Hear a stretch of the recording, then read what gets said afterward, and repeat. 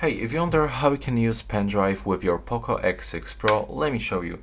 So first of all, you will have to enable the OTG connection by going into the settings, click on the additional settings, then scroll down all the way down, select OTG, and here just click on the switch arc to turn it on. And now if you have the USB-C Pendrive, all you have to do is just to plug it in the USB-C. But if you have the normal USB-A pendrive, you'll have to get something like this. That's the USB-A to the USB-C adapter.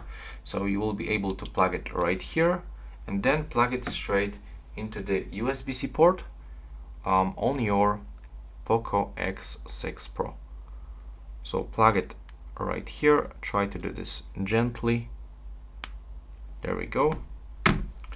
And from here we'll have to actually navigate in some settings, but in my case I already have this notification, so I can click to explore, and here is my USB drive. But you will actually find it when you open your file manager.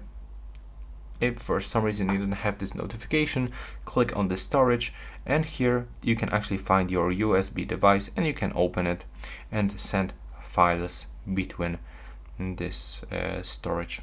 So that's how it looks right now. Please subscribe to my channel and see you in the next one.